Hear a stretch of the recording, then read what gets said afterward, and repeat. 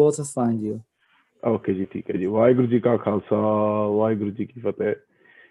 Das is Gurpreet Singh from UK. Um, by profession, I am a secondary school science teacher and one of the members of the Saving Punjab team. Das Gurpreet Singh ਅਤੇ saving Punjab ਦੀ team ਵੱਲੋਂ ਸਾਰਿਆਂ ਨੂੰ ਮੈਂ ਜੀ ਆਇਆਂ ਆਖਦਾ, ਵਾਹਿਗੁਰੂ ਜੀ ਕਾ ਖਾਲਸਾ ਵਾਹਿਗੁਰੂ ਜੀ ਕੀ ਫਤਿਹ ਆਖਦਾ। ਸੇਵਿੰਗ ਪੰਜਾਬ ਅਸੀਂ 1 ਸਾਲ ਪਿੱਛੇ ਸ਼ੁਰੂ ਕੀਤਾ ਸੀਗਾ, ਜਿਸ ਦੇ ਵਿੱਚ ਅਸੀਂ ਇਸ ਕਾਰਨ ਸ਼ੁਰੂ ਕੀਤਾ ਕਿ ਪੰਜਾਬ ਦੇ ਵਿੱਚ ਜਿਹੜੇ ਅੱਜ ਮੁੱਦੇ ਆ ਕਿ ਪੰਜਾਬ ਦੇ ਨੌਜਵਾਨ ਅੱਜ ਨਸ਼ਿਆਂ ਤੇ ਲੱਗੇ ਹੋਏ ਆ, ਪੰਜਾਬ ਦੇ ਵਿੱਚ ਕੈਂਸਰ ਦੀ ਬਿਮਾਰੀ ਬਹੁਤ ਵੱਧ ਰਹੀ ਆ, ਪੰਜਾਬ ਦੇ ਵਿੱਚ ਜਿਹੜੀ ਆਪਣਾ ਸੱਭਿਆਚਾਰ ਆ, ਸਾਡੀ ਹੋਂਦ ਆ, ਜਿਹੜੀ ਸਾਡੀ ਮਾਂ ਬੋਲੀ ਆ, ਉਹ ਖਤਰੇ ਦੇ ਵਿੱਚ ਆ। ਤੇ ਉਹਦੇ ਕਰਕੇ ਅਸੀਂ ਸਾਇੰਟੀਫਿਕ ਤੌਰ ਦੇ ਉੱਤੇ ਜਾਂ ਅਸੀਂ ਆਪਣੇ ਤੱਤ ਇਕੱਠੇ ਕਰਨ ਨੂੰ ਜਾਂ ਤੱਤਾਂ ਬਾਰੇ ਗੱਲ ਕਰਨ ਦੇ ਵਿੱਚ ਅਸੀਂ ਇਹ ਮੁਹਿੰਮ ਸ਼ੁਰੂ ਕੀਤੀ ਸੀਗੀ। ਤਾਂ ਆਪਣੇ ਜਿਹੜਾ ਸੇਵਿੰਗ ਪੰਜਾਬ ਆ,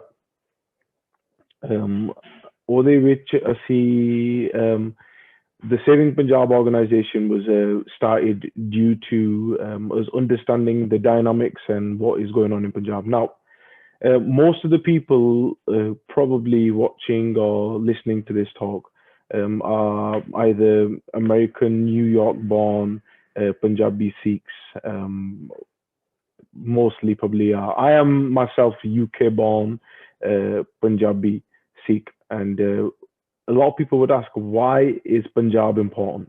You know, what is it about Punjab that makes it important that we're talking about it, that we need to discuss about it? Now, Punjab is pivotal, or you could say Punjab is, it can't be separated from Sikhi. Why? Because 75% of the world's Sikh population live in Punjab. 75% ਸਿੱਖਾਂ ਦੀ ਆਬਾਦੀ ਪੰਜਾਬ ਵਿੱਚ ਅੱਜ ਰਹਿ ਰਹੀ ਆ। Now, in our studies or in our educational programs, we were talking to many people about Punjab and why Punjab's issues are important. And one of the questions or sawal we got in front of us was, why do you just care about Punjab when Guru Sahib told us, Sarbat da Pala? And the reply or the answer that Kudrati Guru Sahib kind of brought to me was that, Pella, you know, Apanhati Apana Api Kaj Swari, yes, but Maharaj says to us that, you know, we need to first make sure our home is Apana Manja Safya, Apana Kar Safya, our home is protected before looking anywhere else. If you know that a Sikh is there, a Sikh will always do Ardas for Sarbat da Pala. And if you know that 75% of the world's Sikh population live in Punjab, then you know you're nurturing them seeds, as I would call Sikh, that are going to then nurture the rest of the world, or do ardas for the rest of the world, or give back to the rest of the world. So it's important for us, as our history, our heritage, Gurbani gives reference to so many things in Punjab that today we wouldn't understand if we didn't know the land. You know, animals that we've never seen that Gurbani references, you know, other ways that Gurbani references things that link directly to the culture and heritage of Punjab. So it's important to understand the two. Secondly, for that land, there's been a lot of sangharsh, there's been a lot of movement, there's been a lot of fight just to protect the rights of that land, because it goes deeper than just land. Guru Sahib, you know, doesn't say to us to accumulate land or care about land, but Guru Sahib did say to us that we need sovereignty, we need our own azadi. Now, in terms of the history of Punjab, so I'm going to briefly, that was my brief introduction on who I am and why Saving Punjab was created. And I'm going to give you a brief breakdown of history of what Punjab was, what Maharaja Ranjit Singh's Punjab was, what Punjab is today. And then we're going to focus more on what the issues in Punjab are, why they're important to us, and what we can do to solve the situation in Punjab. So I hope everyone can see my screen. And if anyone can't, then just let me know and I will see if I can change it. So Punjab Maharaja Ranjit Singh's Punjab was huge. Maharaja Ranjit Singh's Punjab, if you look historically, it stretched from Khyber all the way in Afghanistan. It came all the way to Tibet. It came with Aksay China. It had Kashmir and Jammu in there. It had Himachal, Haryana, which were broken away in 1966. It had Pakistan, Punjab. It was huge. And in my study or research when I was breaking down, I used the map on the right to calculate what the geographical area of that Punjab was. So, roughly speaking, looking at the current geographical area, this wouldn't be a 100% accurate because the maps and borderlines have changed, but it is pretty accurate in terms of the landscape and the geographical area. Maharaja Ranjit Singh's Raj, from that image on the left, would roughly be 879,000. I'm just going to give you a quick minute there. I want people to think which one of these countries or which of these countries would be in comparison to Maharaja Ranjit Singh's Raj. Anyone, you can comment in the comment box as well.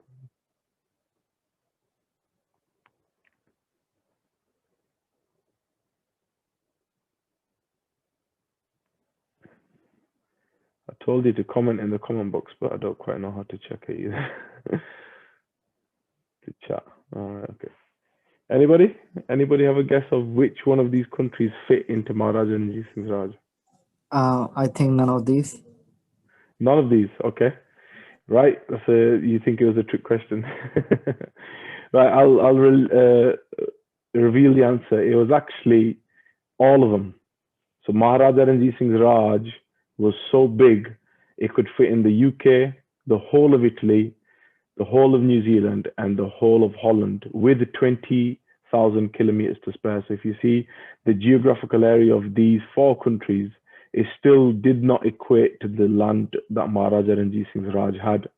And even then, you still had, space for more. So, I mean, when I came across that, I was absolutely blown away to think, okay, the Maharaja Ranjit Singh's Raj was huge. It wasn't what Punjab is today. And we're going to show you how the story of Punjab unfolds. So, first, the British invade. We all know the history of it. I'm not going to go into too much, but the whole of India collapsed, or it wasn't India at the time, it was India and Pakistan. It was, the British invaded. They managed to secure everything but Punjab, and then they managed to get into Punjab, and there was huge wars, huge kind of resistance to make sure the British don't come in and loot and take away. Now, when the British came in, they made many changes, but I'm not going to talk about all them changes because that's a talk in itself. But one of the main changes was that they took one of the places, the northern province near Afghanistan. They broke that away from Punjab. Gilit, Kashmir, Jammu Kashmir, Aksay China, all these were broken away from Punjab, and Punjab lost around 60% of its geographical area. And Punjab then was the Punjab that we kind of know now. The map underneath the red, the bit that you can see here, is the Punjab that we know, which was the pre-partition Punjab, the pre-47 Punjab. Delhi was taken out of Punjab in 1911. And again, that was due to the British as well. Now, in terms of the resistance of fighting the British or fighting, the movements that started in against the British were mainly from Punjab. We all know the Qurbaniya that the Sikh and the Punjabis gave for the independence, in inverted commas, the independence. I wouldn't call it independence. The say partition of 1947 or the transfer of power. The Qurbaniya were huge. Over 90% of the people that gave their lives were from Punjab. Now, what did they get in return? So I want you to in the back of your minds, I want you to think the Sikh were Raja. This land here, before the British invaded, they were owners, they were kings of that land. They didn't answer to anyone. Maharaja Ranjit Singh didn't have anyone above him. He answered to no one. He was the Sikh Raja at that time. And it came down to the British invading and then this partition happening, and that Punjab that was once broken in half was broken again. But how was the Sikhs benefited from this so-called Azadi? Well, they weren't. 40% of the Sikh population were displaced, they were homeless, and 2.5% of that Sikh population at that time, were killed. And it was over that India-Pakistan border where Punjab was most damaged, because Punjab was split right down the middle. You can see here, we lost a further, you know, a further 22%. So, at first it was 60%, and then we lost, around 205,000 square kilometers when the partition happened. And then we were Himachal, Haryana, which is now, and Punjab. Now, the transfer of power, I wouldn't say it was independence. It was the transfer of power, because we were Ghulam first by the British, and now we're Ghulam now. We're going to explore why we're Ghulam. Not everyone would agree with me, but I will explain to you why I think we're still Ghulam, being in Punjab as a part of India. Now, uh, the whole of India was restructured on linguistic basis. The boundary lines were all based on language. So Bihar was given Bahari to because the people from that area spoke Bahar. Maharashtra was given the borderline because people spoke Marathi. And all the states were structured on them basis except for Punjab. Punjab was not given Punjabi language because the state said that, hang on a minute, we're not going to give you Punjabi because people don't speak Punjabi there. So a huge movement started. I'm really briefly over touching it. Please read up on the Punjabi Sabha movement. It was all about Maboli. 57,000 around arrests, over 200 people killed, and Darbar Sahib attacked in 1955. Huge. That was the first time it was Darbar Sahib was attacked after the British Raj. So the huge sanghars that started from that was, basically, we needed to understand why did they not want these Punjabis to have Punjabi as their language. In 2017, you can see the picture on the bottom right, the 2017 Morcha, which was called the Kala Pocha Morcha, where Punjabis went around and rubbed out the Hindi and the English from the signs, the road signs, because it showed how the government thought on the hierarchy of language. They put Hindi first, then they put English, and then they put Punjabi. And sadly, in schools in Punjab at the moment, it's the same way. They teach you Hindi, English, and then Punjabi as a tertiary language, which is diluting and making Punjab endangered as a language. So what was the solution? The solution was that, okay, we're gonna give you Punjabi Sabha. We'll give you your own state, which is where Punjabi is spoken and the main language is Punjab, but it's only going to be around 30% of what it is. Haryana and Himachal will not be given to you because they don't speak Punjabi there, even though many areas or many people in them areas spoke Punjabi. People like Lala Jagat Narayan, which with these Hindu reporters and their own media, they went around going to Hindu families in Punjab saying, make sure you say that your language is Hindi, not Punjabi.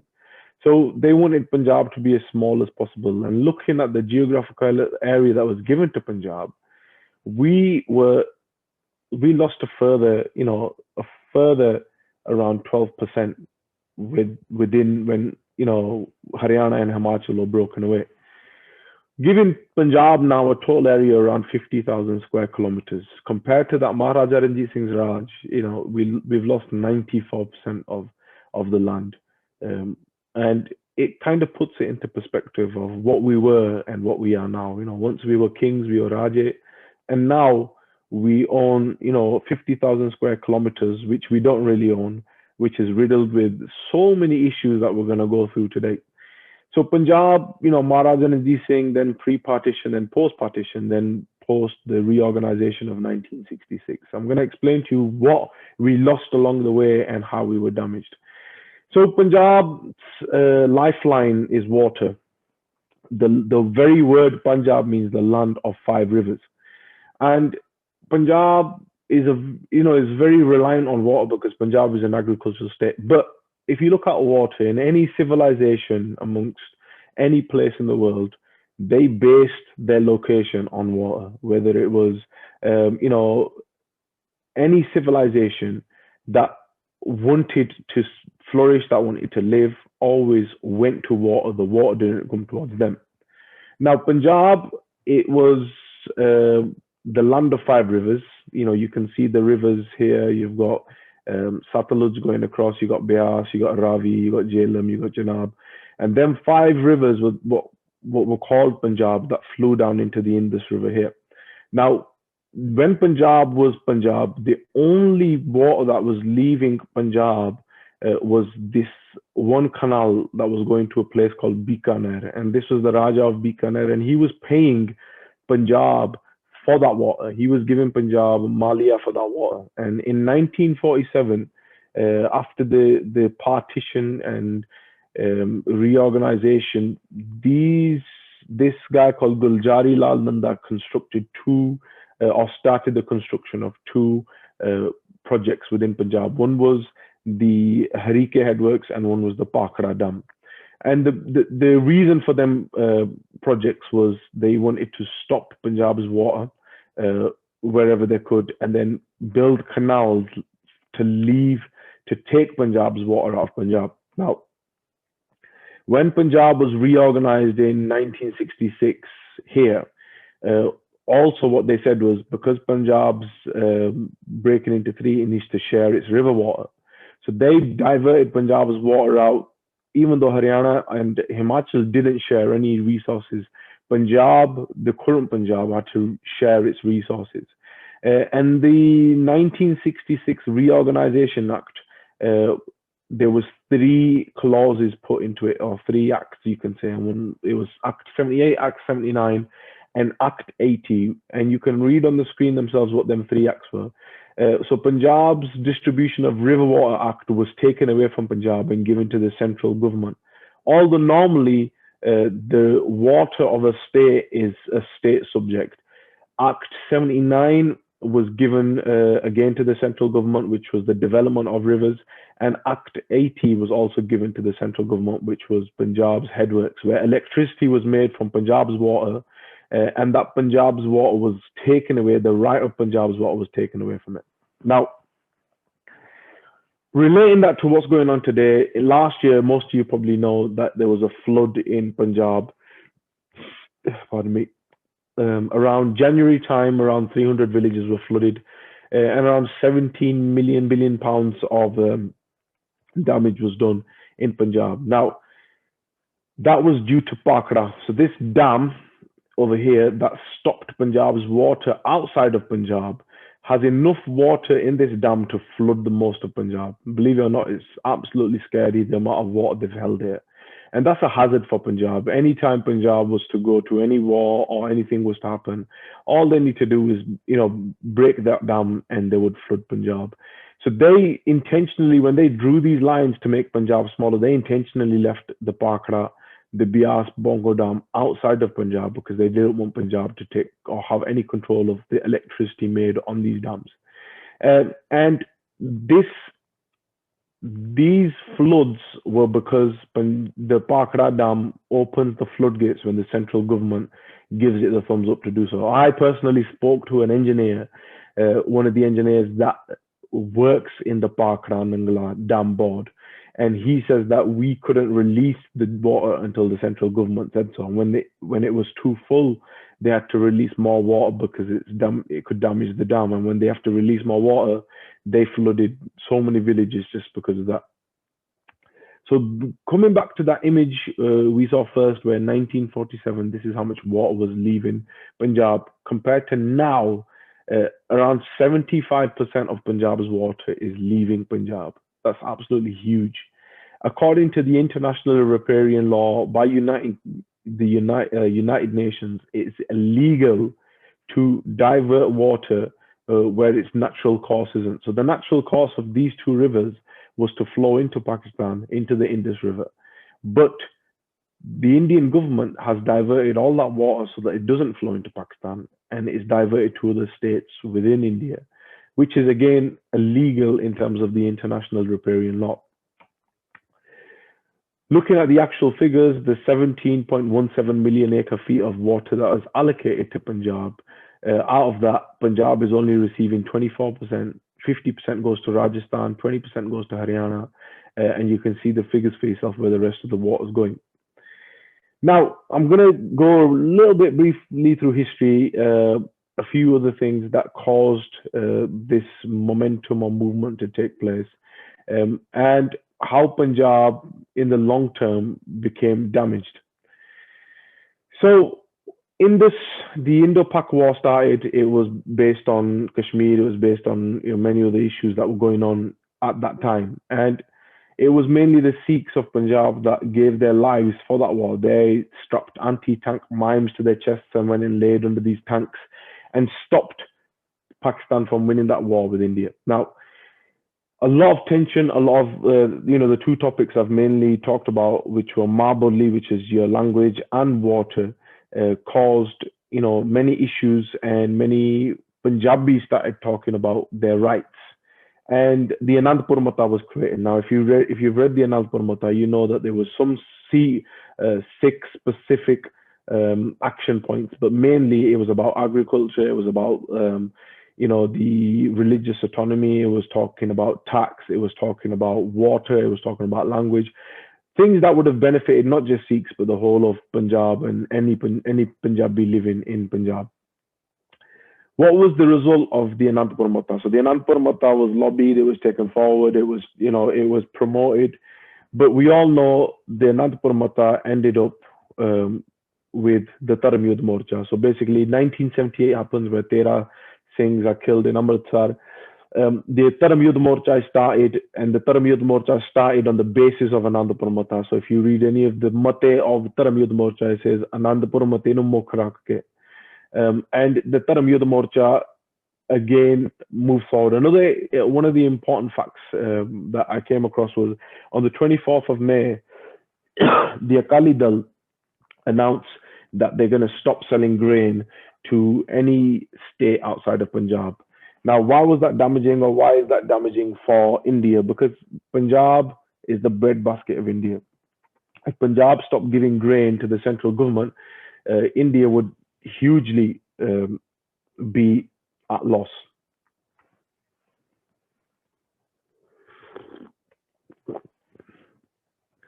What did the Dharam Yudh Morcha end in? The Dharam Yudh Morcha initially ended in Darbar Sahib being attacked. So that momentum, there was a Kapuri Morcha, which was again about Punjab's water, where the Akali Dal, Santji, the political parties of Punjab were lobbying against the government for Punjab's water. Now, that water issue continued even after 84. The SYL canal issue is still an issue till today. Even though the issue was raised by the Singhs at that time, they're still, the issue of the SYL canal is still in India's courts today, deciding whether more of Punjab's water is to be diverted or to feed Haryana. Now, many articles you'll see that a lot of Punjab's issues started around this SYL canal. It was 1981 when Indira Gandhi announced that the SYL canal is to be made, regardless of what anyone says. And that caused a lot of issues in Punjab. Now, that was me briefly going over the history of Punjab, language, water. And I'm going to quickly try to go through the issues of Punjab today so I can open up the floor for any questions. Punjab today, we said, is around 50,000 square kilometers, and it's roughly about 1.53% of the whole of India is geographical area. So we're small as a state in terms of comparison in India, but I want you to keep this figure or this statistic in your head when I'm giving you some other figures that, news articles or research that's done that Punjab, this small 1.5 geographical area, is significant in so many other issues. So starting off from water, because Punjab's water was diverted, the river water, the natural river water was diverted to other states. Punjab was bound to using the tube wells to extract the groundwater. And 72% of Punjab's irrigated area is used by tube wells. And that has made Punjab's groundwater deplete. It's actually going down around 1 meter a year, which is huge. Looking at which states need irrigation more, you can see Punjab is the highest. Punjab is the highest because it's an agricultural state. And you know, anybody that knows family or has family in Punjab will know that they would have to, in the last 5 years at least, dig deeper bores for their water. Why? Because the water level, the water table is dropping every year. And not just me, that is saying this. The studies that have been done out there by organizations such as NASA, their satellite imagery for the groundwater in northern India is showing that Punjab is at red alert. Punjab is on the brink of becoming a desert if nothing is done about replenishing that groundwater. Now, you can also see that the effects of overpumping the groundwater for agriculture has caused, an excess of oxidation, which is enhancing the uranium to be brought into the groundwater, which again is causing many health issues such as cancer in Punjab. In terms of the uranium, Punjab is absolutely the highest in the whole of India across, in terms of the uranium found, the traces found within its water. And I want you to compare that within your, understanding. Rajasthan's, been a desert for a very long time. So naturally it would have high uranium, but Punjab is supposed to be the land of 5 rivers, and that's got a lot of uranium. Now, I want you to see which areas have hardly got any uranium, and compare that with language. And I'm gonna show you another comparison of how language is very important in a lot of issues in Punjab, and not just in Punjab, in the whole of India. So another figure, fertility. So this is the 2012 statistics from the consensus of the 2011, and you can see again. Maharashtra, all these areas in blue, they've got a low fertility rate. All the areas in yellow, they've got a medium fertility rate, and the areas in the red have got a high fertility rate. Now, there could be many reasons for that. One of the reasons is drug addiction. They're saying that the drug addiction is causing huge infertility, the fertility problems, which is giving low fertility rates in Punjab. But I want you to just take a minute and compare the two pictures. Why is it that where Hindi is spoken, the fertility rate is high?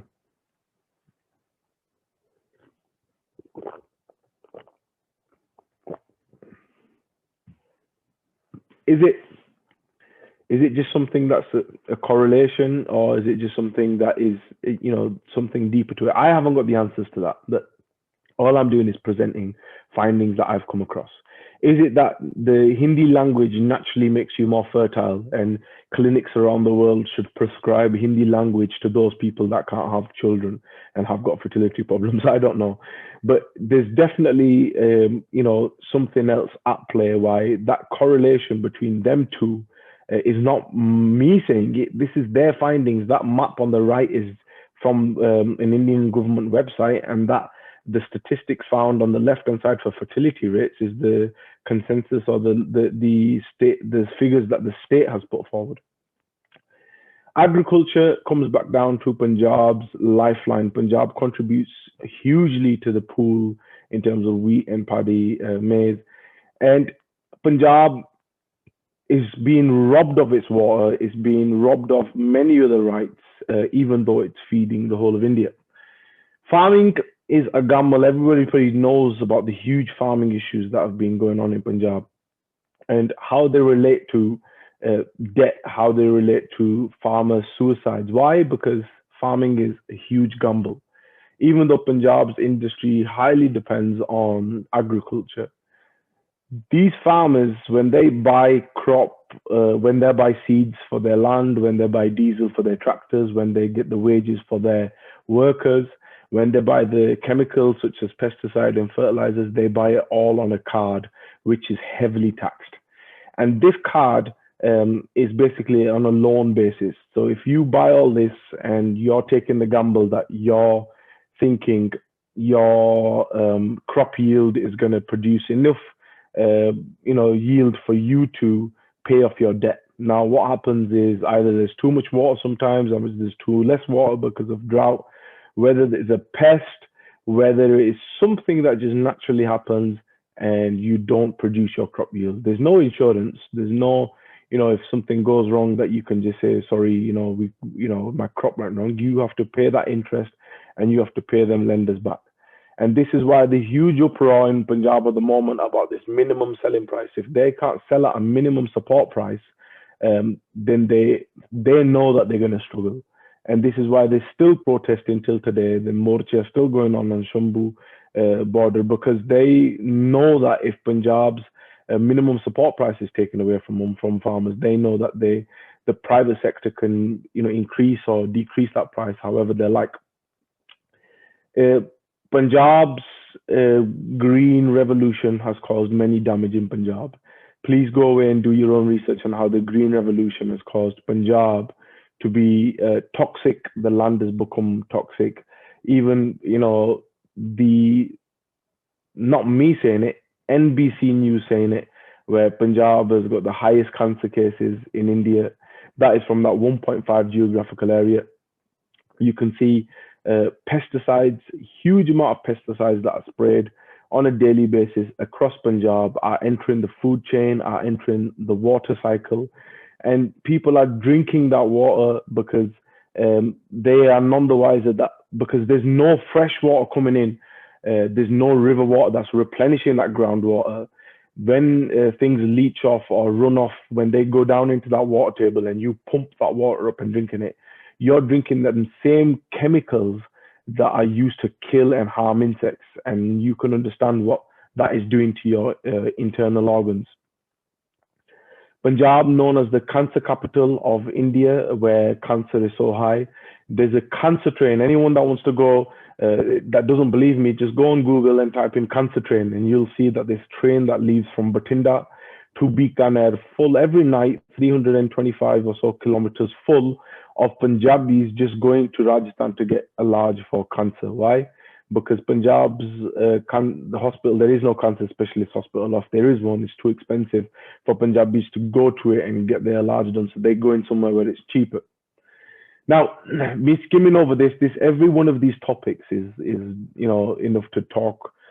So many give huge detail about, but I want to give you a brief overview of what is going on in Punjab so you understand all the issues. The green revolution, you can see there was an increase in fertilizer consumption. There was an increase in fertilizer usage. There was an increase in pesticide. Why? Because they wanted Punjab to feed the rest of India. So they gave them chemicals for free at first to get the land hooked to them drugs, such as the chemicals. And then once the farmers realized, hang on a minute, this increased my crop yield, they began using them on a mass scale. Now, the problem is, farmers aren't educated enough to understand how much they're spraying, what they're spraying.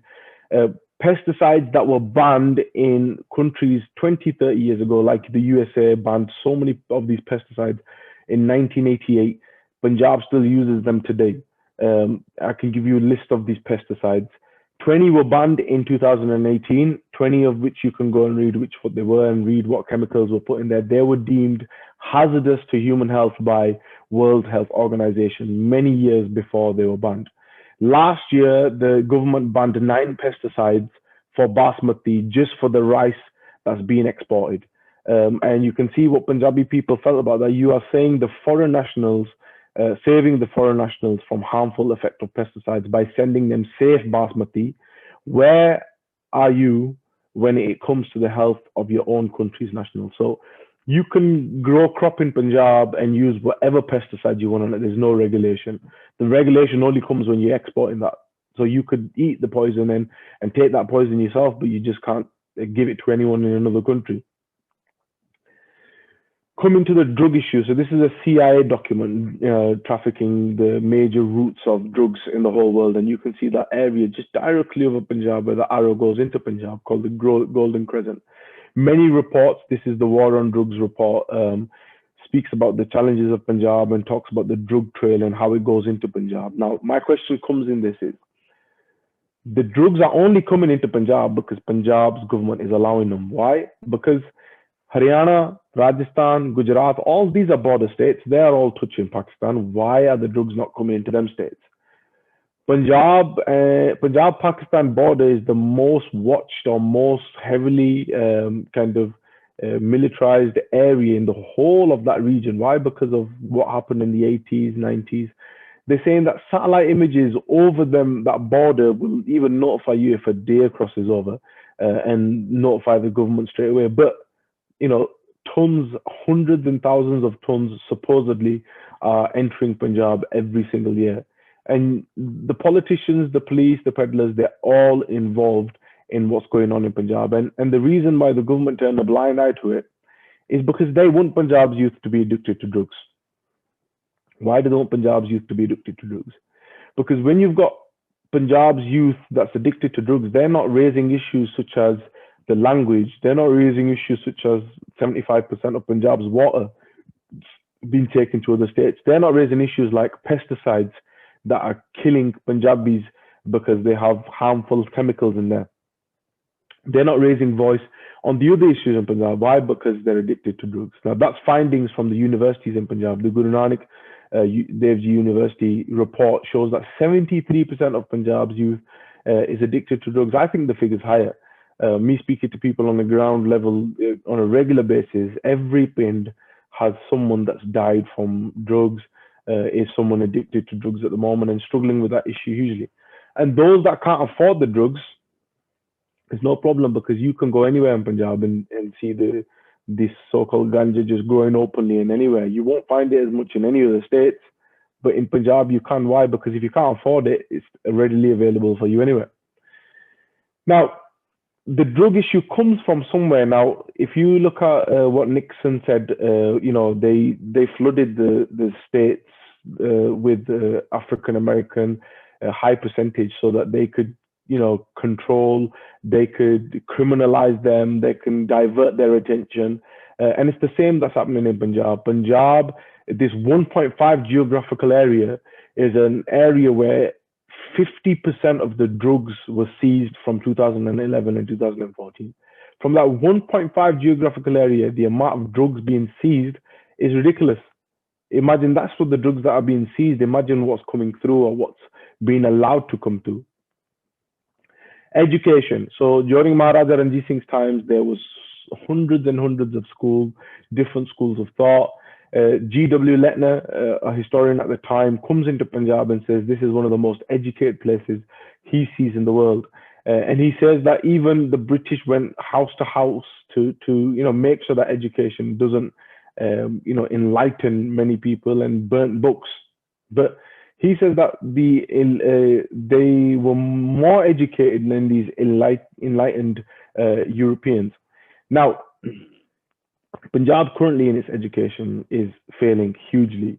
Most of the schools are private. They owned exactly what is happening with the farming and what happened with the healthcare system in Punjab. It was privatized, taken over, and then controlled.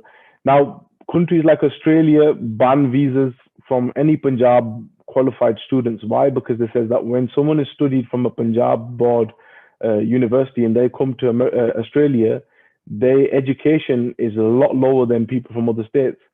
So, other governments are recognizing that Punjab is not educated enough to the standard of other places. And it shows where the difference is in these 100, 200 years where it was one of the most educated places, now is struggling in education. Over the last decade, over 20,000 industries have shut down in Punjab and left Punjab. Why? Because special economic zones were created throughout India where they were giving them tax-free, where they were giving them free electricity. And these people that had industry in Punjab left Punjab, which made Punjab's economy drop from number 4 or 5 to now number 16, which increased the unemployment in Punjab. Punjab has one of the highest rates of unemployment in India. Hence why migration is so high. Every year, around 20,000 youth illegally try to migrate out of Punjab. We all know wherever we're living, whether it's New York, UK, Australia, New Zealand, we know new Punjabis come in all the time just because they want a better future for themselves. Now, ask yourself a question: we're all sitting out in the diaspora. We can say, why did our parents leave Punjab? They left because there wasn't the opportunities from there. They left because they wanted a better education. They wanted a better future for their children. And people in Punjab are still feeling the same, that they can't have that education, they can't have that security, they can't have their rights, they can't, have all these things that maybe we might have been able to leave now and preserve. So migration, the best schools at the moment in Punjab are the Christian missionary schools. They're the ones that are going in, opening schools and giving an education, but they're also delivering the ethos with it, which is the Christian missionary ethos. Um, no education obviously goes to unemployment, which increases to crime, which you can see that in urban areas in amongst the Sikhs is becoming high. Look at this statistic where convictions for being behind bars in terms of the Narcotics Act, Punjab, from that 1.5 geographical area, which is tiny, contributing is huge in terms of the whole of India, where Punjabis are in terms of being in jail. People to be under trial, you can see how high it is in terms of, again, drugs. So when you're mentally weak and you're physically weak and your education is nil, when your rights have been taken away from you, when you're flooded with drugs, when you're, trying to fight health problems such as cancer, when you can't read or write because your language isn't with you, when you're, that your livelihood is a gamble because you don't know what the elements are going to change your crop yield or how it's going to change your future, then you're mentally weak anyway. And it's that time where they can change history, they can change your perspective. And Punjab's, this literature is readily available in schools where they're confusing the Sikh community by putting pictures and, changing mission and mashing, to trying to make that Sikhs are a part of Hinduism. Still today, Article 25B on the Indian Constitution, you aren't recognized as your own Qaum, as your own religion. You are long-haired Hindus. Just a point to think about. Those Punjabis you can see in the background there, most Punjabis, when you're struggling with so much, when you've been through so much, when so many have died in the last 10, 20, 30 years, even remembering today, the 1st of November, where thousands died in the streets of Delhi, you can think when you become desperate, then you think, okay, there must be a solution. Someone can show us the way. Someone can guide us. Someone can give us, some mantra. Someone can give us some way. And Punjab has so many of these fake Deatari people that pretend to show them what it is. And you can see all these people that when these pictures were taken, they were so popular. The guy on the right giving the pink water out is now in jail for rape charges. And the guy on the left that also said he's Guru Gobind Singh Ji is now sitting in a freezer because his sevaks don't think he's dead. They think he's in a deep state of samadhi. So they've put his body in a freezer because they think he's going to come back alive. But this is the reality of what's going on in Punjab. In the last 5 years or so, there's been over 200 Abiyadmiya in Punjab. And this is where it really hits home. For those people that keep Sikhi too close to their heart, Guru Sahib is everything for them. And understanding why the Biadabi is being done, what is the reason behind it, is if all them things haven't got you, this is to remind you that you're Ghulam. This is to remind you that, you're not free where you live. You're not azad. You're not being able to live freely. And it's to normalize it. If tomorrow Biadabi happens, in our heads, we think, oh, it happened again. But Maharaj says in Gurbani, Jai Jeeva Pat Lathi Jai, Sab Haram Jeta Kichkai. How can we live knowing that our path, our father is being, scattered in the streets of Punjab? It's to kind of mentally break you, to make you understand this is what your value is to us, and this is how easy it is for us to put you in your place. Now, I have briefly given you an overview of what's going on in Punjab at the moment. Whether it's the drugs issue, the cancer level, the water levels, health. The situation is far worse than I've presented to you. I've not even spoke to you about things like the human rights violations, how people, UAPA law has just picked thousands of people up and imprisoned them for literature, imprisoned them for liking a post on Facebook, how politics is just feeding and playing games, how the gang culture in Punjab has totally changed the dynamics. You can see films coming out promoting gangsters. The same what happened in other countries where the media changes the narrative of the way the youth think. It wasn't, our parents didn't just miraculously think we want to leave Punjab and go somewhere. That was again a programming, that was a brainwashing, that was slow drip feeding of telling people you should leave, you should go. It's better. It's a better future out there. Whether it was through movies, whether it was through songs, whatever it was through, and it's the same, that same gang culture. Wherever it is songs you hear nowadays, where they say, "Eh, Jatt fire karda," or he's got this gun, or he's doing this with this, or it's promoting either casteism, it's promoting violence, it's promoting tribal wars, it's promoting seeing females as objects, and that's all down to media control. I've not touched on electricity and energy, pollution, the GST tax on Gurdwara Langars that came into place, the injustice, the terror, so many things that Punjab is affected by at the moment. I haven't totally mentioned farmer suicides, how from 2000 to 2015, 16,606 farmers committed suicide. Why? Because of debt, because of them rights not being able to being given to them.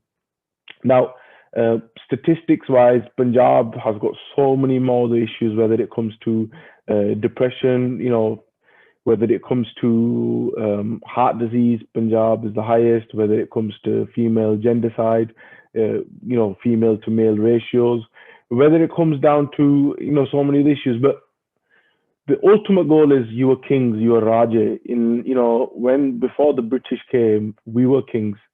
We didn't answer to no one. The Raj came, and for that Raj, we give our lives. We give 90% of our sacrifice. We give the Qurbaniya. But for what? For other people to sit in the seat and further take our rights away from us, further take our marboli away from us, take our water away from us, to allow chemical pesticides that are killing us to be used in our farmlands. Someone says to me, "Oh, why don't Punjab's farmers just stop using them?" Well, it's the education. They're only going to use is what's available to them. If they have been given a chemical pesticide to use, they will use it. If they've been told to grow these crops, they will grow them because they don't know otherwise. And it's our duty now to look at Punjab's issues and give back to our Punjab. Our parents left Punjab, and we're that next generation that either if we don't look after Punjab, then Punjab will cease to exist in the future. Now, a lot of people will be thinking, how are you going to do that? Why are you going to do that? It all starts off from within the mind. This donkey is not physically bound, but mentally. And if he knew that the chair is not physically, pinning him down or keeping him, and if he was enlightened, or if he was shown the way that you can just walk off, he would. And it's the same with all of us. If Guru Sahib Gurbani is our enlightener, is our direction, is our way of showing us. But if you can tell someone in Punjab, or tell a Punjabi, or educate the people around us and say, okay, this is what's going on with us, these are the solutions, this is what we want to work towards, then what you're doing is you're breaking them shackles within that mind. You're giving them that opportunity to break away from that and think, okay, I can't do anything, I'm just this person. But no, there's always something that we can do. And I'm going to talk a little bit on solutions. So conclusions, create awareness. If someone is not, if you go up to someone and say, hey, add the Wilo, have this medicine, and he's thinking, hang on a minute, why are you giving me medicine? I'm not ill. He won't take that medicine because he doesn't think he's ill. Punjabis don't know the scale of the problem. They don't know the magnitude of the problem. They don't know how big the problem is. So our first thing is creating that awareness, making them understand, okay, this is the illness and this is the medicine. So understanding the scale and grand scale of the problem, we're doing the My Pind survey, which is know your village, understand, fill the survey out, understanding of what is going on in your village, if everyone can see what's going on in their village and look to working to making their village better, then the whole of Punjab can be covered. Do your own research. Make sure that you don't take my word for it. Do your own research. Make it, a part of your routine. Make it so, okay, I'm going to do a bit of reading, an hour a week, just on Punjab, or just on, what is your itias or history, and know what it is that's going on in Punjab. You are the future of Punjab.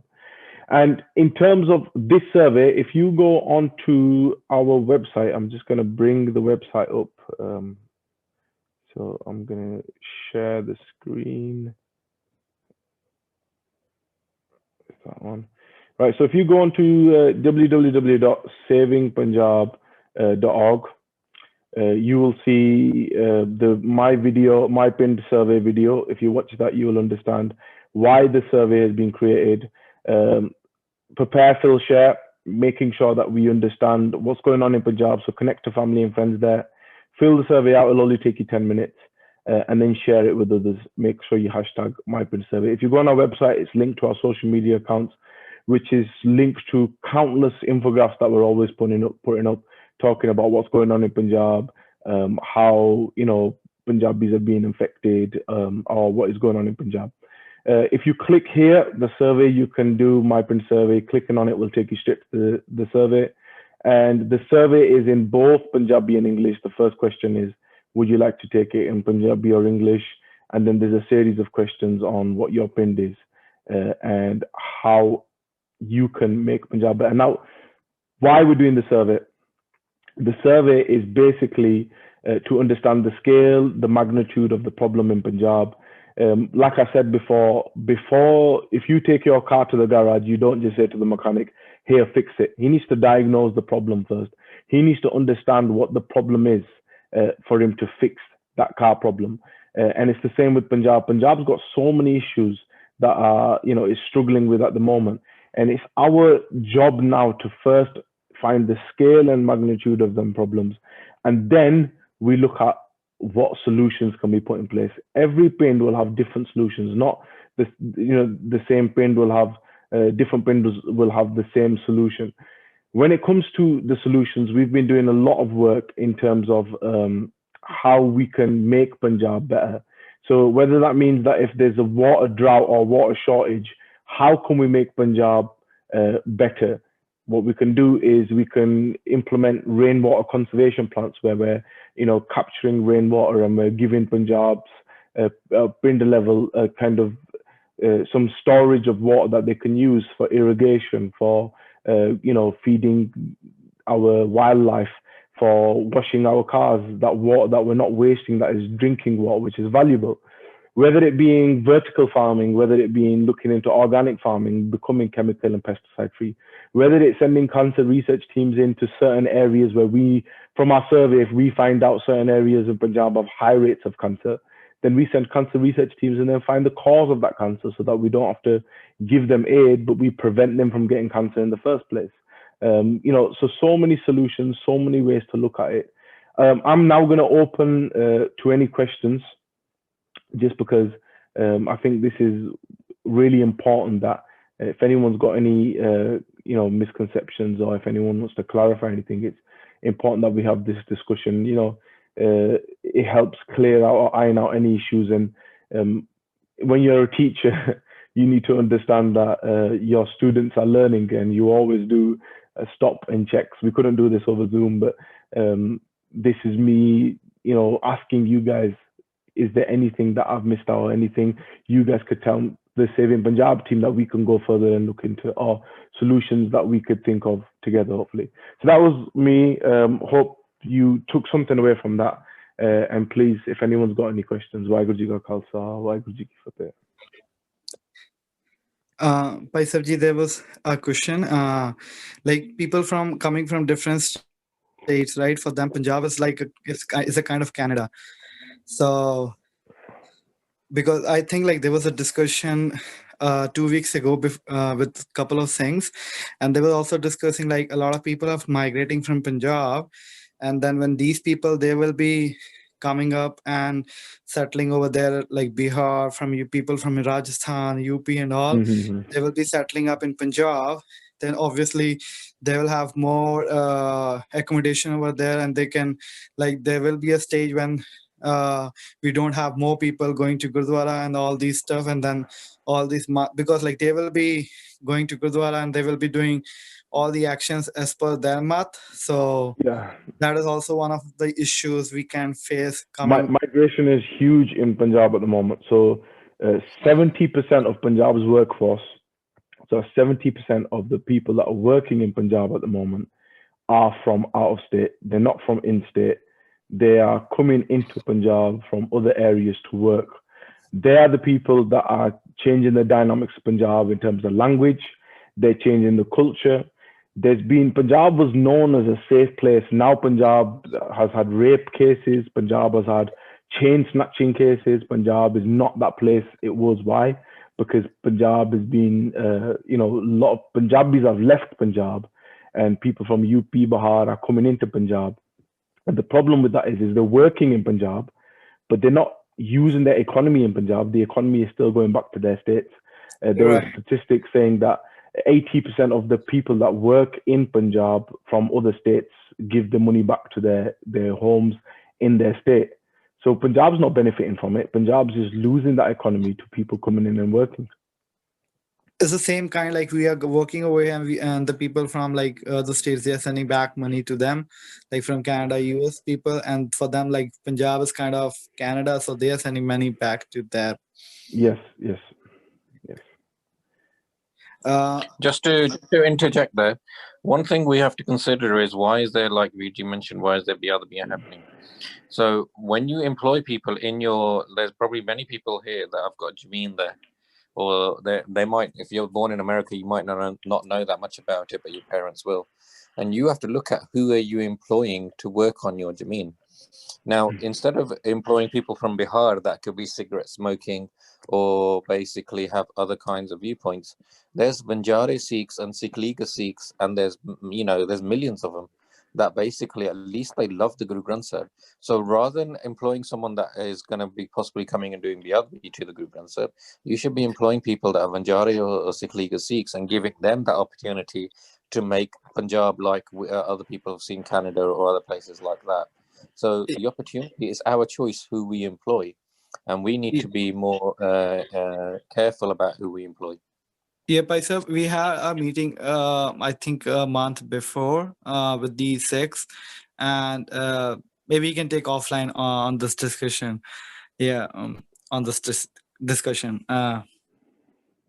We can discuss Tika. like what the vichar for these things. I think we had a meeting, Satish Singh and all. So we had their view as well, and the Singhs from Toronto, Canada, they also spoke to them. So they're like kind of 50-50. So we can discuss offline. Any questions from other Sangat who want to discuss on this Saving Punjab? They feel free to ask. They can mute and ask questions to Paisal. Yeah, you don't have to type it. You can unmute and ask.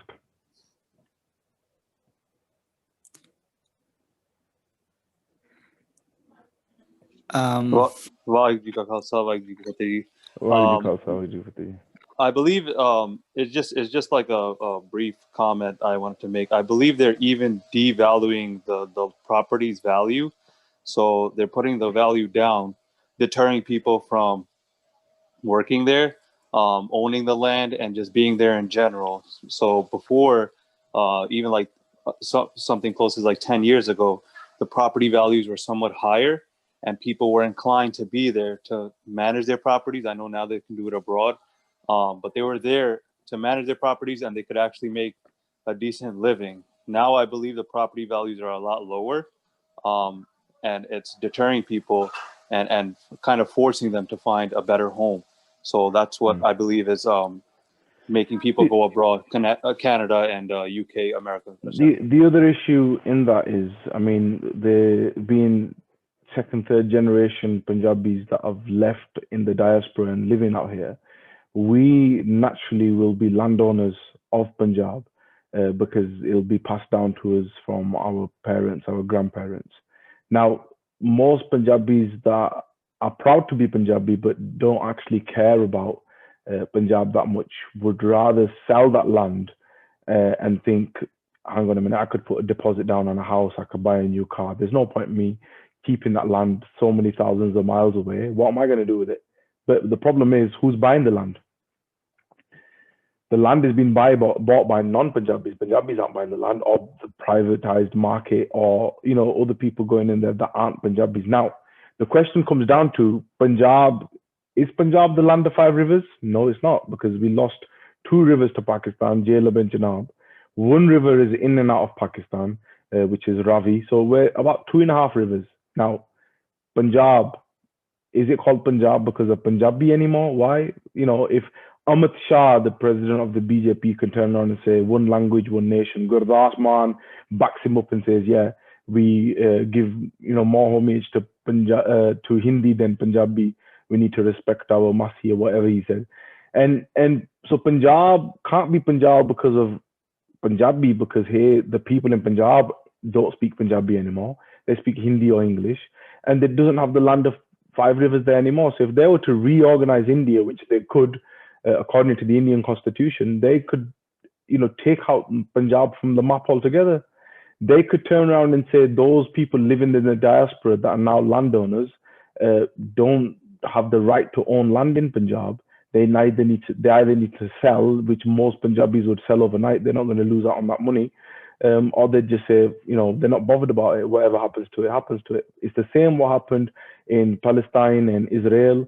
It's the same that happened in Kashmir with Article 370. Anyone that was following the Article 370 and what happened there, when India and Pakistan partitioned, Kashmir was given a special status to stay with India. This special status it didn't give it a status that all the other states in India have. It gave it its own passport. It had its own citizenship. Only a Kashmiri born in Kashmir could own land in Kashmir. They had their own flag. Now, overnight, with a click of fingers, they took out Article 370 from the Constitution and abolished that, and said, you no longer have these rights. You don't have your own flag. You don't have your own passport. You don't have your own citizenship. But the main thing being is anyone in India could go into Kashmir and buy land. Now, there's a media blackout in Kashmir at the moment. No one knows what's going on there. But from the people we know or speak to, we know that they are very rich, high corporate people or Hindus going into Kashmir and offering millions to people just to buy their houses. Why? They want to change the dynamics of Kashmir. They don't want Kashmir to be a place where, why go to war and win over the land when you just go in there and buy the houses, and someone's house that's worth 50,000, if they're getting offered $1 million for it, they'd give it.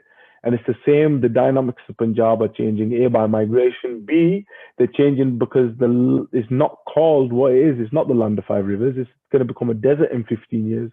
It's not the land of Punjabi language. Why? Because no one speaks Punjabi there anymore. If they were to do another consensus in 2021, which they are gonna, and they see the amount of people in Punjab speaking Punjabi, I reckon it's going to be around 30%. Why is it called Punjab?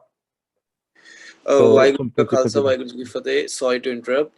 Actually, I also think that the Brahman were taking over the Sikhs. Like, they want to control, they want fully control on the Sikh. They do not want that the Sikhs are like have different kind of identity. They do not like that thing, that the Sikhs are separate from us. They do not like the Guru Nanak's philosophy. They're targeting our like unique ability, like that thing. Yes, I agree with you. I mean, it comes back down to this image I put earlier. Sorry.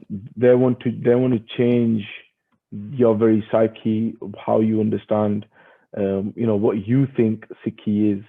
By Sikhi gave people azadi in the mind, not just physically but mentally. Mara says, "Manajita, Jagjit." You can conquer your mind. You can conquer the world. The world is in front of you. Why do you think if someone is addicted to drugs, are they going to read Gurbani? If someone can't even read Punjabi because it's not taught to them in schools, are they going to read Gurbani? If someone is struggling in their day-to-day basis just to survive as a civilization, to put bread on your table, to understand the grasps of what's going on in your general livelihood, are you going to go and take Asraf Gurbani? No, you're going to go to someone that's going to give you a fast version or is going to do some way of curing you, some weird healing way like the Christian missionaries are doing across Punjab at the moment. And it's because that is entertaining for them, and this is what they're doing, is they're diverting that attention, because they know them Sikh that were in touch with Gurbani, they were automatically azad. You know, it comes down to this here, this image of this khota being tied to a plastic chair. If he knew what azadi was in the mind, there's nothing physically that can stop him. He's not Galam physically. He's not, that plastic chair is not holding him there. He's mentally Galam. And Guru Sahib said to us, Mana jeeta Jagjeet, you conquer your mind, you've conquered the world. And for me, giving this lecture or talking to you about Punjab's issues is not to give you a downward or tendi kala. It's to basically say to you, this is the reality. Let's do something about it. Let's create awareness. Let's make a movement. Let's make a mohim. Let's join forces and think, okay, what can we do? What are the solutions? I'm not saying I have all the solutions. I think it's a collective. We all need to fill our survey pin, the survey up for our pins, but also start thinking about solutions, targeted intervention from our pin to pin level. If your pin has a weak school, education is key. Start from educating them, telling them how to wear personal protective equipment when putting pesticides on your crop, what pesticides to use.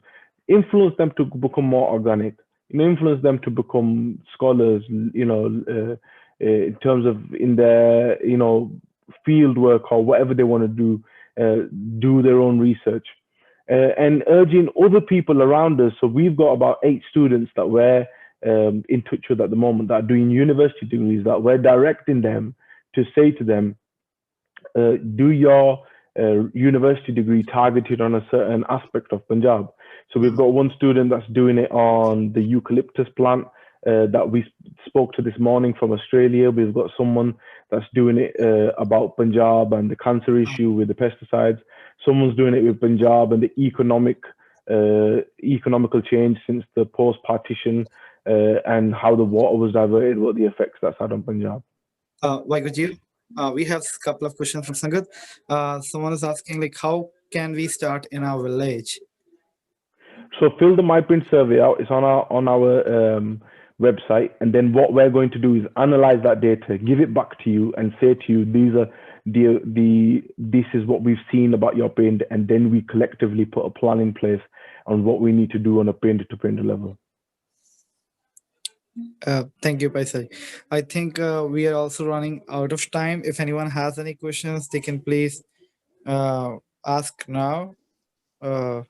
ਹਾਂਜੀ, ਵਾਹਿਗੁਰੂ ਜੀ ਕਾ ਖਾਲਸਾ, ਵਾਹਿਗੁਰੂ ਜੀ ਕੀ ਫਤਿਹ। ਵਾਹਿਗੁਰੂ ਜੀ ਕਾ ਖਾਲਸਾ, ਵਾਹਿਗੁਰੂ ਜੀ ਕੀ ਫਤਿਹ ਜੀ। ਹਾਂਜੀ, ਭਾਈ ਸਾਹਿਬ ਬਲਜਿੰਦਰ ਸਿੰਘ ਬੋਲਦਾ New York ਤੋਂ। ਬਹੁਤ ਵਧੀਆ ਜਿਹੜਾ ਮਾਈ ਪਿੰਡ ਸਰਵੇ ਹੈ, ਤੇ ਭਾਈ ਜਗਜੀਤ ਸਿੰਘ ਹੁਣਾਂ ਦੀ ਅੱਗੇ ਵੀਡੀਓ ਵੀ ਛੋਟੀ ਜਿਹੀ ਆਈ ਸੀ, ਅਸੀਂ ਫਾਰਵਰਡ ਕੀਤੀ ਤਕਰੀਬਨ ਸਾਰੇ ਗਰੁੱਪਾਂ 'ਚ। ਹਾਂਜੀ, ਥੈਂਕ ਯੂ। ਇਹ ਪੰਜਾਬ ਨੂੰ ਸੇਵ ਕਰਨ ਦਾ ਇੱਕ ਆਈਡੀਆ, ਬਹੁਤ ਵੱਡਾ ਆਈਡੀਆ। ਤੁਸੀਂ ਜਿਹੜਾ ਕੰਮ ਕਰ ਰਹੇ ਹੋ ਬਹੁਤ ਵੱਡਾ ਕੰਮ ਆ। ਜਿਵੇਂ ਜੂਸ਼ ਲਈ ਇਜ਼ਰਾਈਲ ਬਹੁਤ ਜ਼ਰੂਰੀ ਹੈ, ਇਸੇ ਲਈ ਪੰਜਾਬ ਸਿੱਖਾਂ ਲਈ ਬਹੁਤ ਜ਼ਰੂਰੀ ਹੈ ਪੰਜਾਬ ਨੂੰ ਬਚਾਉਣਾ। ਤੁਸੀਂ ਦੁਨੀਆ ਦੇ ਕਿਸੇ ਵੀ ਕੋਨੇ ਤੇ ਰਹਿੰਦੇ ਹੋ, ਤੁਸੀਂ ਪੰਜਾਬ ਲਈ ਦਰਦ ਰੱਖਦੇ ਹੋ, ਪੰਜਾਬ ਲਈ ਕੁਛ ਕਰਨਾ ਚਾਹੁੰਦੇ ਹੋ, ਤੁਹਾਡਾ ਬਹੁਤ ਬਹੁਤ ਧੰਨਵਾਦ। ਅਸੀਂ ਕਾਫੀ ਲੰਬੇ ਸਮੇਂ ਤੋਂ ਇੱਥੇ ਨਿਊਯਾਰਕ ਵਿੱਚ ਰਹਿੰਦੇ ਹਾਂ। ਜਗਜੀਤ ਸਿੰਘ ਨੂੰ ਜਾਣਦੇ ਨੇ, ਵਰਲਡ ਸਿੱਖ ਪਾਰਲੀਮੈਂਟ ਲਈ ਅਸੀਂ ਕੰਮ ਕਰਦੇ ਹਾਂ। ਸੋ ਬਹੁਤ ਵਧੀਆ ਉੱਦਮ ਹੈਗਾ। ਅਸੀਂ ਆਪਣੀ ਸੈਕੰਡ ਜਨਰੇਸ਼ਨ ਨੂੰ ਅਪੀਲ ਵੀ ਕਰਦੇ ਹਾਂ ਵੀ ਵੱਧ ਤੋਂ ਵੱਧ ਇਸ ਸਰਵੇ ਵਿੱਚ ਸਪੋਰਟ ਕਰਨ ਤੇ ਪੰਜਾਬ ਲਈ ਦਰਦ ਜ਼ਰੂਰ ਰੱਖਣ। ਜੇਕਰ ਸਾਡੀਆਂ ਜੜ੍ਹਾਂ ਪੰਜਾਬ ਤੋਂ ਪੱਟੀਆਂ ਗਈਆਂ ਨਾ, ਅਸੀਂ ਦੁਨੀਆ ਦੇ ਕਿਸੇ ਵੀ ਕੋਨੇ ਵਿੱਚ ਚੱਲ ਜਾਈਏ ਤੇ ਸਾਡਾ ਮਤਲਬ ਉਹ ਗੱਲ ਨਹੀਂ ਰਹਿਣੀ। ਜਿਵੇਂ ਕਿ ਕਿਸੇ ਧੀ ਭੈਣ ਦੇ ਤਕੜੇ ਹੋਣ ਨੇ, ਉਹ ਸਾਰੀ ਘੜੀ ਬਹੁਤ ਵਧੀਆ ਵੱਸਦੀ ਹੈ। ਸੋ ਪੰਜਾਬ ਵਿੱਚ ਸਾਡੇ ਇਤਿਹਾਸਿਕ ਗੁਰੂ ਧਾਮ ਨੇ ਤੇ ਪੰਜਾਬੀ ਬੋਲੀ, ਪੰਜਾਬ ਸਾਡੇ ਲਈ ਬਹੁਤ ਜ਼ਰੂਰੀ ਹੈ। ਅਸੀਂ ਕਿਸੇ ਗੁਰੂ ਘਰ 'ਚ ਵੀ ਚੱਲ ਜਾਈਏ, ਅਸੀਂ ਹੋਰ ਕਿਸੇ ਬੋਲੀ ਦੇ ਵਿੱਚ ਅਰਦਾਸ ਵੀ ਕਰੀਏ ਤੇ ਉਸ ਢੰਗ ਨਾਲ ਨਹੀਂ ਹੋ ਸਕਦੀ ਜਿਵੇਂ ਅਸੀਂ ਪੰਜਾਬੀ ਗੁਰਮੁਖੀ ਵਿੱਚ ਕਰਦੇ ਹਾਂ। ਪੰਜਾਬੀ ਵੀ ਜ਼ਰੂਰੀ ਆ, ਪੰਜਾਬ ਵੀ ਜ਼ਰੂਰੀ ਆ। ਤੁਹਾਡਾ ਸਾਰਿਆਂ ਸਿੰਘਾਂ ਦਾ ਬਹੁਤ ਬਹੁਤ ਧੰਨਵਾਦ। ਤੁਹਾਡਾ ਜੀ, ਤੁਹਾਡੀਆਂ ਅਸੀਸਾਂ ਜੀ, ਚੜ੍ਹਦੀ ਕਲਾ ਬਖਸ਼ਣ। ਵਾਹਿਗੁਰੂ ਜੀ ਕਾ ਖਾਲਸਾ, ਵਾਹਿਗੁਰੂ ਜੀ ਕੀ ਫਤਿਹ ਜੀ। ਹਾਂਜੀ, ਵਾਹਿਗੁਰੂ ਜੀ ਕਾ ਖਾਲਸਾ, ਵਾਹਿਗੁਰੂ ਜੀ ਕੀ ਫਤਿਹ ਜੀ। ਮੇਰਾ ਨਾਮ ਰਵਿੰਦਰ ਕੌਰ ਜੀ, ਸ਼ਿਕਾਗੋ ਤੋਂ ਬੋਲਦੀ ਹਾਂ। ਸਾਡਾ ਪਿੰਡ ਕਾਲਾ ਸੰਘਿਆ ਕਪੂਰਥਲਾ ਡਿਸਟ੍ਰਿਕਟ 'ਚ ਪੈਂਦਾ। ਤੇ ਕਾਫੀ ਸਾਲ ਪਹਿਲਾਂ ਅਸੀਂ ਜਦੋਂ ਇੰਡੀਆ ਗਏ ਸੀ ਤਾਂ ਸੋਚਿਆ ਸੀਗਾ ਕਿ ਜਿਹੜੇ ਭਾਈ ਸਾਹਿਬ ਨੂੰ ਮਿਲ ਕੇ ਉੱਥੇ ਗੁਰਦੁਆਰਾ ਸਾਹਿਬ ਦਿਆਂ ਨੂੰ ਤੇ ਉਹਨਾਂ ਨੂੰ ਗੱਲ ਕਰੀਏ ਕਿ ਤੁਸੀਂ ਬੱਚੇ ਸ਼ਰਾਬ ਵਾਲਾ ਗੁਰਦੁਆਰਾ ਹਾਂਜੀ ਨਹੀਂ ਸ਼ਰਾਬ ਵਾਲੇ ਨਹੀਂ, 2-3 ਗੁਰਦੁਆਰਾ ਸਾਹਿਬ ਹੋਰ ਨੇ ਜੀ ਉੱਥੇ। ਅੱਛਾ ਜੀ, ਠੀਕ ਹੈ ਜੀ। ਇੱਕ ਖਾਸ ਕਾਲਾ ਗੁਰਦੁਆਰਾ ਸਾਹਿਬ ਕਹਿੰਦੇ ਆ ਬੱਸ ਸਟਾਪ ਦੇ ਨਾਲ ਆ, ਇੱਕ ਆਲਮਗੀਰ ਆ ਤੇ ਤੀਸਰਾ ਹਾਂਜੀ ਹੈਗਾ ਸਾਹਿਬ ਜਿਹੜਾ 6ਵੇਂ ਪਾਤਸ਼ਾਹ ਦਾ। ਸ਼ਰਾਬ ਵਾਲੇ ਗੁਰਦੁਆਰਾ ਸਾਹਿਬ ਤੇ ਅਸੀਂ ਜਾਂਦੇ ਵੀ ਨਹੀਂ ਹੈਗੇ, ਪਰ ਐਨੀਵੇਜ਼ ਉੱਥੇ ਸੋਚਿਆ ਸੀ ਜਿਹੜੇ ਖਾਸ ਕਾਲਾ ਗੁਰਦੁਆਰਾ ਸਾਹਿਬ ਭਾਈ ਸਾਹਿਬ ਹੈਗੇ ਆ ਉਹਨਾਂ ਨੂੰ ਅਸੀਂ ਮਿਲਣ ਵਾਸਤੇ ਵੇਟ ਵੀ ਕੀਤੀ, ਕਿਤੇ ਗਏ ਸੀ ਵੀ ਤਾਂ ਕਿ ਉਹਨਾਂ ਨਾਲ ਗੱਲ ਕਰਕੇ ਆਈਏ, ਕਿਉਂਕਿ ਹੁੰਦਾ ਕੀ ਪਿਆ ਇਹਨਾਂ ਜਿਹੜੇ ਗੁਰੂ ਕੇ ਵਜ਼ੀਰ ਆ ਇਹਨਾਂ ਨੂੰ ਤਨਖਾਹਾਂ ਬਹੁਤ ਥੋੜ੍ਹੀਆਂ ਦਿੱਤੀਆਂ ਜਾਂਦੀਆਂ ਤੇ ਜੇ ਆਪਾਂ ਇਹਨਾਂ ਨੂੰ ਰਲ ਕੇ ਆਪਣਾ ਡ੍ਰੀਮ ਸੀ, ਪਰ ਤੁਸੀਂ ਕਲੈਕਟਿਵ ਐਫਰਟ ਕਰਦੇ ਪਏ ਹੋ, that's why I think this is very good. ਅਸੀਂ ਇਹੀ ਚਾਹੁੰਦੇ ਸੀ ਕਿ ਕਲੈਕਟਿਵ ਐਫਰਟ ਕੀਤੀ ਜਾਵੇ, ਸਾਰੇ ਰਲ ਕੇ ਕਰੀਏ ਕੁਛ ਤੇ ਪਿੱਛੇ ਇੰਡੀਆ 'ਚ ਕੋਈ ਏਦਾਂ ਦਾ ਬੰਦਾ ਹੋਵੇ। ਹਾਂਜੀ, ਸਾਨੂੰ 10 ਦਿਨ ਹੋ ਗਏ ਸ਼ੁਰੂ ਹੋਏ ਨੂੰ ਤਾਂ ਸਾਨੂੰ 1200 ਪਿੰਡਾਂ ਦਾ ਇਨਫੋਰਮੇਸ਼ਨ ਆ ਗਿਆ ਹੈ। ਅਸੀਂ ਚਾਹੁੰਦੇ ਕਿ ਪੂਰੇ 12,700 ਪਿੰਡ ਜਿਹੜੇ ਪੰਜਾਬ 'ਚ ਵਸਦੇ ਉਹਨਾਂ ਦਾ ਸਾਰਿਆਂ ਦਾ ਸਾਨੂੰ ਤੁਹਾਨੂੰ ਇਨਫੋਰਮੇਸ਼ਨ ਕਿੱਦਾਂ ਭੇਜੀ ਆਪਣੇ ਪਿੰਡ ਦੀ? ਤੁਸੀਂ ਸਾਡੇ ਵੈਬਸਾਈਟ ਤੇ ਜਾ ਕੇ ਉਹਨੂੰ ਭਰ ਸਕਦੇ ਆ। ਅੱਛਾ, ਆਪ ਭਰ ਸਕਦੇ, ਪਰ ਮੈਨੂੰ ਤਾਂ ਬਹੁਤ ਲਿਮਿਟਡ ਨੌਲੇਜ ਆ, ਮੈਂ ਤਾਂ 20 ਸਾਲ ਵੈਸੇ 21 ਸਾਲ ਬਾਹਰ ਆਇਆ ਨੂੰ ਹੋ ਗਿਆ। ਪਰ ਤੁਸੀਂ ਏਦਾਂ ਕਰੋ, ਤੁਸੀਂ ਮੈਂ ਆਪਣਾ ਵੀਰ ਜੀ ਉਹਨਾਂ ਨਾਲ ਜਗਜੀਤ ਸਿੰਘ ਉਹਨਾਂ ਦਾ ਮੇਰਾ ਤੁਸੀਂ ਨੰਬਰ ਲੈ ਲਿਓ, ਸਿੱਧੀ ਸੰਪਰਕ ਕਰਕੇ ਮੈਂ ਤੁਹਾਨੂੰ ਸਟੈਪ ਟੂ ਸਟੈਪ ਐਕਸਪਲੇਨ ਕਰ ਦੂੰਗਾ ਕਿੱਦਾਂ ਭੇਜਦਾ ਹੈ। I don't know even Maharaj if I just interject ਹੈ ਨਾ, ਜੇ ਤੁਸੀਂ ਹੈ ਨਾ ਜੇ ਤੁਸੀਂ ਨਹੀਂ ਕਾਫੀ ਚਿਰ ਹੋ ਗਿਆ ਤੁਸੀਂ ਉੱਥੇ ਗਏ ਨੂੰ, ਤੁਸੀਂ ਜਿਹੜੇ ਤੁਹਾਡੇ ਕੰਟੈਕਟਸ ਆ ਤੁਹਾਡੇ ਪਿੰਡ ਦੇ ਵਿੱਚ ਉਹਨਾਂ ਨੂੰ ਫੋਨ ਕਰਕੇ ਉਹਨਾਂ ਨੂੰ ਵੀ ਸਰਵੇ ਬਾਰੇ ਦੱਸੋ, ਬਿਕਾਜ਼ ਜੇ ਐਵਰੀ ਜਿਹੜਾ ਉੱਥੇ ਪੰਜਾਬ 'ਚ ਹਰੇਕ ਪਿੰਡ 'ਚ ਤਾਂ ਲੋਕ ਟਿਕਟੋਕ ਤੇ ਵੀਡੀਓ ਬਣਾਈ ਜਾਂਦੇ ਆ ਨਾਚਣ ਟੱਪਣ ਦੇ, ਇਹਦਾ ਮਤਲਬ ਕਿ ਉਹਨਾਂ ਕੋਲ ਫੋਨ ਹੈਗੇ ਆ, ਇਹਦਾ ਮਤਲਬ ਕਿ ਉਹ ਦੂਆ ਉਹ ਵੈਬਸਾਈਟ ਤੇ ਜਾ ਕੇ ਪੰਜਾਬੀ ਦੇ ਵਿੱਚ ਤੇ ਇੰਗਲਿਸ਼ ਦੇ ਵਿੱਚ ਉਹ ਆਪ ਹੀ ਭਰ ਸਕਦੇ ਆ। ਪਰ ਤੁਸੀਂ ਉਹਨਾਂ ਨੂੰ ਫੋਨ ਕਰਕੇ ਤੁਸੀਂ ਉਹੀ ਸਵਾਲ ਉਹਨਾਂ ਨੂੰ ਪੁੱਛੋ ਕਿ ਕਿਸੇ ਨੇ ਖੁਦਕੁਸ਼ੀ ਕੀਤੀ ਆ। ਸਵਾਲ ਬਹੁਤ ਸਿੰਪਲ ਜਿਹੇ ਸਵਾਲ ਆ, ਹਾਂ ਬਹੁਤ ਸਿੰਪਲ ਜਿਹੇ ਸਵਾਲ ਹੈ ਕਿ ਤੁਹਾਡੇ ਪਿੰਡ ਦੇ ਵਿੱਚ ਕੋਈ ਨਸ਼ਿਆਂ ਨਾਲ ਮਰਿਆ, ਕੋਈ ਨਸ਼ਾ ਹੈਗਾ, ਕੈਂਸਰ ਦੀ ਬਿਮਾਰੀ ਹੈਗੀ ਆ? ਮਰੇ ਨੇ ਨਸ਼ਿਆਂ ਨਾਲ, ਬੜੇ ਮਰੇ ਨੇ। ਹਾਂਜੀ, ਕੁਛ ਨਾ ਆਂਢ ਗੁਆਂਢ ਸਾਡਾ ਮੁਹੱਲਾ। ਜਿਹੜਾ ਤੁਸੀਂ ਪਿੰਡ ਦੀ ਗੱਲ ਕੀਤੀ ਸੀ ਕਾਲਾ ਸੰਘਿਆ, ਹੁਣ ਕਾਲਾ ਸੰਘਿਆ ਪਿੰਡ ਦੇ ਵਿੱਚ ਆਪਣੇ ਕਈ ਪੰਥ ਦੇ ਮਹਾਨ ਗੁਰਸਿੱਖ ਨਿਕਲੇ, ਹਨਾ, ਮੈਨੂੰ ਆਪ ਪਤਾ ਆ। ਹਾਂਜੀ, ਕਈ ਆ। ਸੋ ਬੇਸਿਕਲੀ ਇਹ ਆਪਾਂ ਇਹੀ ਚਾਹੁੰਦੇ ਹਾਂ ਕਿ ਏਦਾਂ ਨੌਲੇਜ ਹੋਵੇ ਆਪਾਂ ਨੂੰ, ਅਤੇ ਅਸੀਂ ਇਹੀ ਤੁਹਾਨੂੰ ਬੇਨਤੀ ਹੈ ਕਿ ਸਿਰਫ ਆਪਣੇ ਪਿੰਡ ਦੇ ਨਹੀਂ, ਆਪਣੇ ਪੇਕੇ ਪਿੰਡ ਦੇ ਵੀ ਭਰਨਾ, ਤਾਂ ਫਿਰ 2 ਪਿੰਡਾਂ ਦਾ ਭਰਨਾ, ਅਤੇ ਇੱਥੇ ਵੀ ਜਿੱਥੇ ਵੀ ਤੁਸੀਂ ਪੇਕਾ ਪੈਂਦੀ ਆ ਤੇ ਸਹੁਰਾ ਤਾਂ ਅੰਮ੍ਰਿਤਸਰ ਦਾ, ਤੇ ਪਤਾ ਨਹੀਂ ਤੁਸੀਂ ਕਿੱਦਾਂ ਆਪਾਂ ਕਰ ਸਕਦੇ ਹਾਂ। ਜਿੰਨੇ ਵੀ ਤੁਹਾਡੇ ਜਾਣ ਪਛਾਣ ਦੇ ਵਿੱਚ ਪੰਜਾਬੀ ਹੈਗੇ ਆ, ਕਈ ਹਿੰਦੂ ਵੀ ਹੋਣ, ਮੁਸਲਮਾਨ ਵੀ ਹੋਣ, ਡਜ਼ਨਟ ਮੈਟਰ, ਸਾਨੂੰ ਬਸ ਪਿੰਡਾਂ ਦੀ ਨੌਲੇਜ ਚਾਹੀਦੀ ਆ। ਤੁਸੀਂ ਕਦੀ ਨਹੀਂ, ਹੈ ਨਾ, ਜਿਹੜੇ ਯਹੂਦੀ ਆ ਉਹਨਾਂ ਨੇ ਕਦੀ ਨਹੀਂ ਨਾਥੀਆਂ ਨੂੰ ਜਾ ਕੇ ਪੁੱਛਿਆ ਕਿ ਸਾਡੇ ਕਿੰਨੇ ਬੰਦੇ ਮਰੇ, ਉਹਨਾਂ ਨੇ ਆਪ ਪਤਾ ਕਰਕੇ ਦੇਖਿਆ।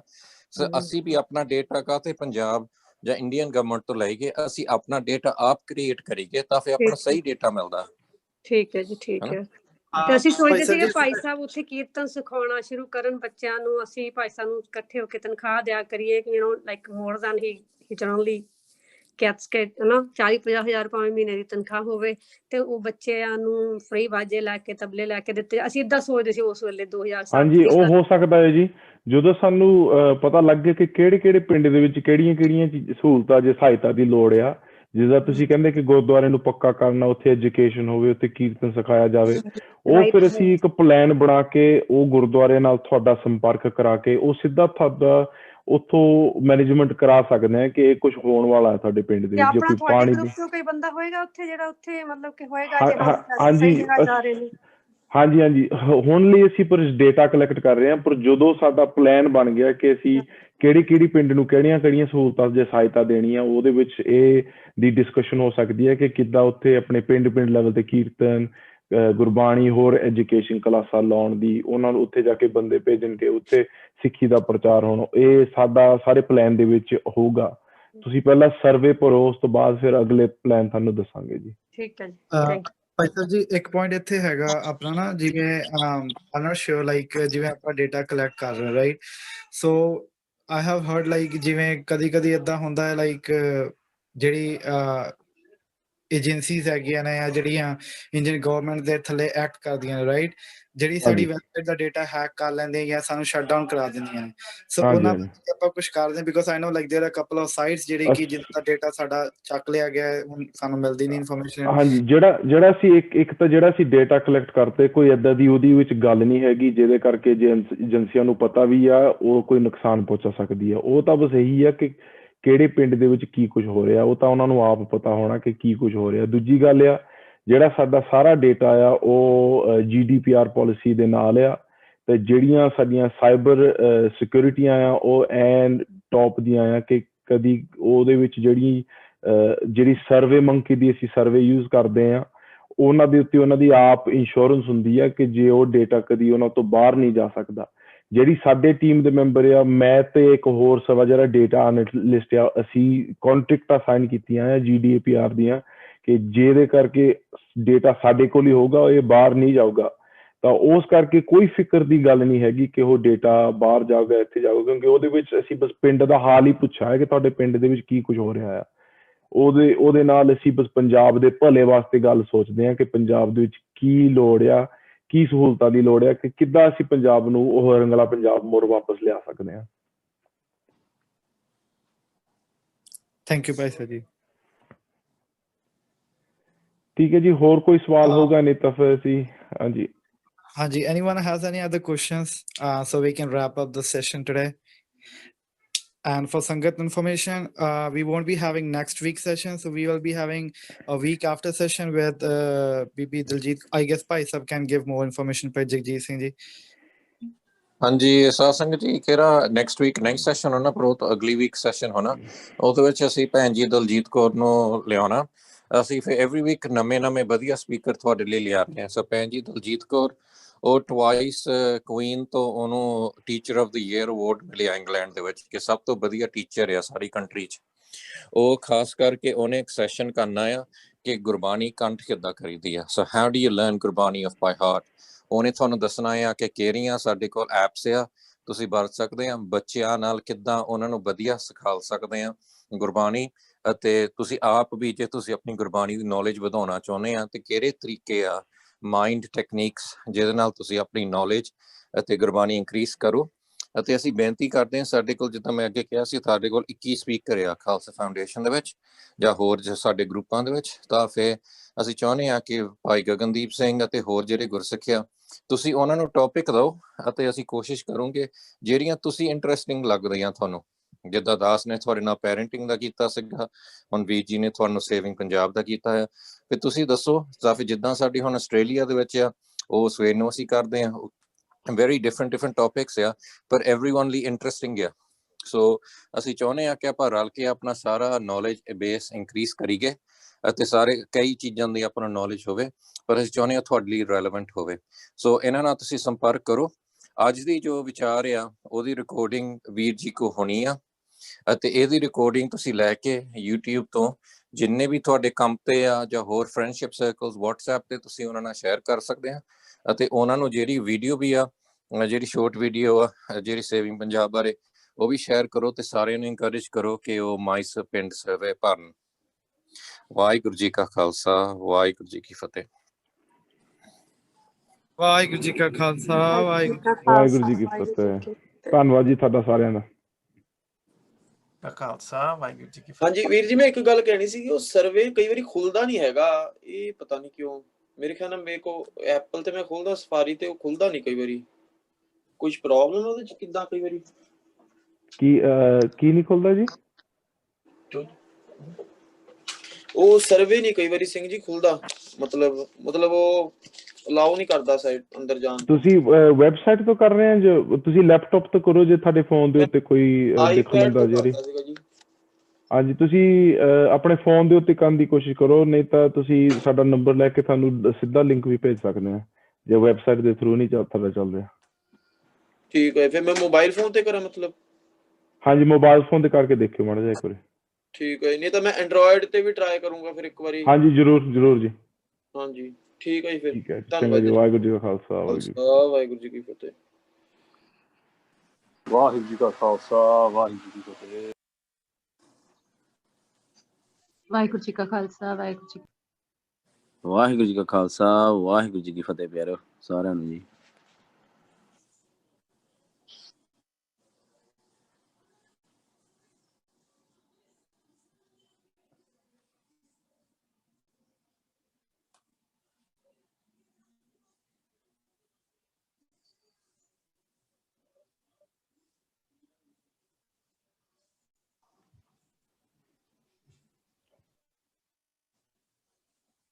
ਵਾਹਿਗੁਰੂ ਜੀ ਕਾ ਖਾਲਸਾ ਵਾਹਿਗੁਰੂ ਜੀ ਕੀ ਫਤਿਹ।